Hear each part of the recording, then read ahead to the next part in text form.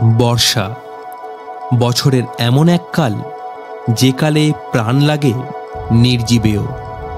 সবুজের রঙে জীবন্ত হয়ে ওঠে পৃথিবী, সাড়ে তার সব ক্ষত। প্রতি ফোঁটা বৃষ্টি পৃথিবীর বুকে জাগিয়ে তোলে সবুজের বিশ্বাস।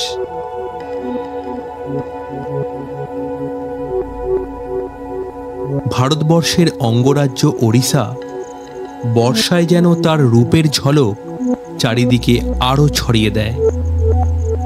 জলপ্রপাতগুলি পুনরায় সতেজ হয়ে ওঠে, জঙ্গল বর্ষার জল পেয়ে হয়ে ওঠে ঘন সবুজ।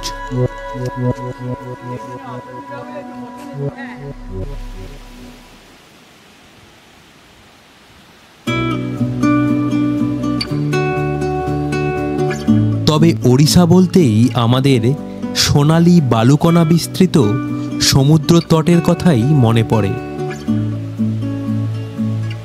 কিন্তু আমি আজ এসেছি ওড়িশার এমন এক জায়গায় যার চারিদিক জঙ্গলে ঘেরা, আর আমার সম্মুখে 244 মিটার উঁচু থেকে নেমে আসছে জলধারা।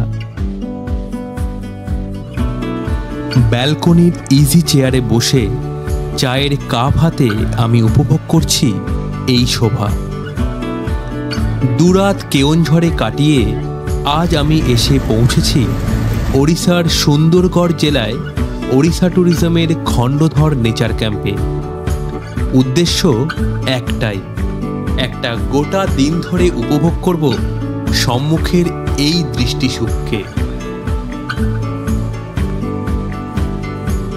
তবে কেওনঝড় থেকে এই ক্যাম্পে আসার পথেই দেখে নিয়েছিলাম শহর কেওনঝড়ের দুটি প্রখ্যাত মন্দির।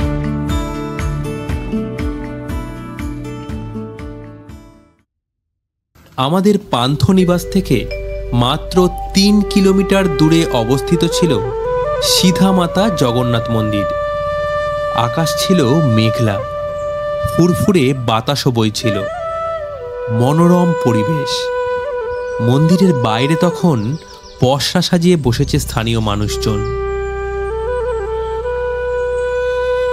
প্রাচীনকালের সিধামাতা নামের এক সাধুর নামানুসারেই এই মন্দিরের নাম। কথিত আছে তিনি নাকি এই স্থানেই আধ্যাত্মিক সাধনায় নিজের জীবনকে উৎসর্গ করেছিলেন। মন্দিরটি জগন্নাথ দেবের উদ্দেশ্যে নির্মিত। তবে শুধু জগন্নাথ নয়, মন্দির চত্বর ঘুরে দেখলে মহাদেব থেকে শুরু করে মা কালী, এমনকি সাই বাবারও দেখা পাওয়া যাবে। আমার বন্ধু পুজো দিল, আমিও মন্দিরের ভিতরে ঢুকে দেখে এলাম।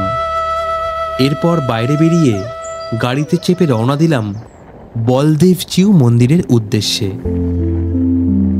বাইরে তখন রথ নির্মাণ হচ্ছে, আর কদিন পরেই অনুষ্ঠিত হবে ওড়িশার সবচেয়ে বড় ফেস্টিভ্যাল রথযাত্রা।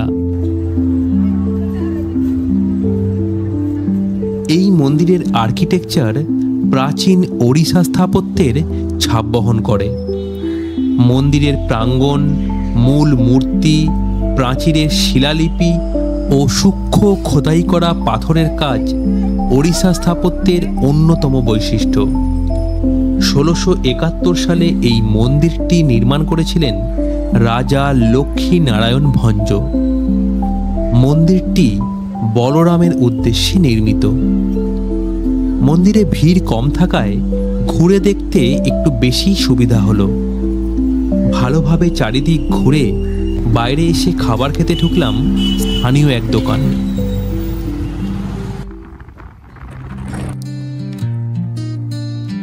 বিস্তীর্ণ মাঠ আর উঁচু উঁচু টিলা পার করে আমাদের গাড়ি এগিয়ে চলল নেচার ক্যাম্পের উদ্দেশ্যে। মাঝে শুরু হলো বৃষ্টি। বৃষ্টির দাপট এতই বেশি ছিল যে আমাদের গাড়ি থেকে বসে সামনের প্রায় কিছুই দেখা যাচ্ছিল না। অতঃপর বৃষ্টির গতি কমলে আমাদের গাড়ি গতি তুলল।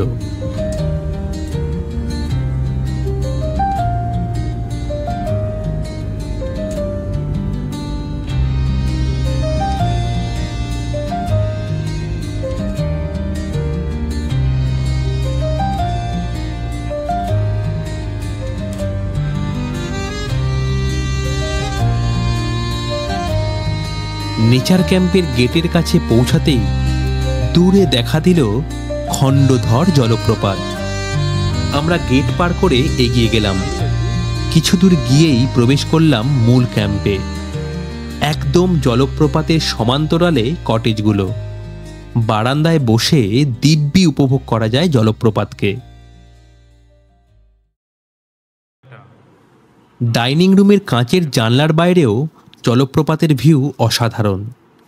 আমরা সেই দৃশ্য দেখতে দেখতে উপভোগ করলাম দুপুরের খাবার।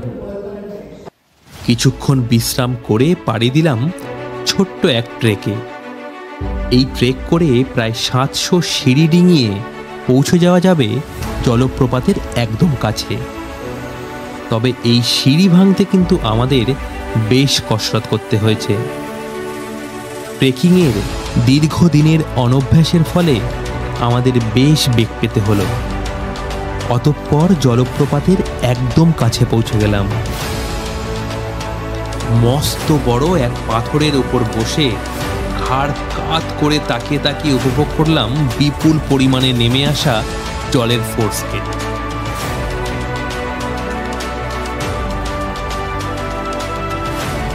উল্টো দিকে সূর্য তখন অস্ত যাচ্ছে। তার হালকা গোধূলি আভা ছড়িয়ে পড়ছে আকাশ জুড়ে। আমরা এরপর একদম জলপ্রপাতের মুখোমুখি দাঁড়িয়ে জলের তীব্র গর্জনকে সঙ্গী করে দূরের পাহাড় দেখতে দেখতে কাটিয়ে নিলাম আরও বেশ কিছু সময়। তারপর ধীরে ধীরে নেমে এলাম।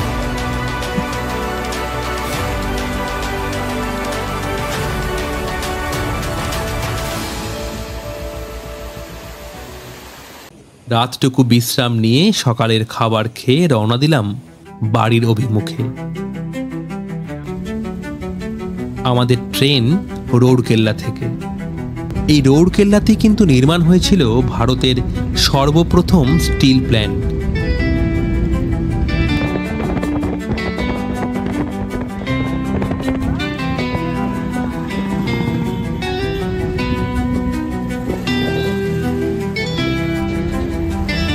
শহরের ভিড় কাটিয়ে অবশেষে পৌঁছালাম স্টেশনে। আজকের মতো আমাদের গল্প এখানেই শেষ হচ্ছে।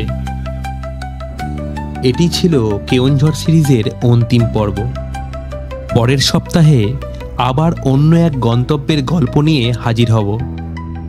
ততক্ষণ সঙ্গে থাকুন, ভালো থাকুন, আর আমাদের সাবস্ক্রাইব করে রাখুন যাতে আমরা ভিডিও দিলেই নোটিফিকেশন পেয়ে যান। দেখা হচ্ছে নতুন এক ভ্রমণের গল্প নিয়ে।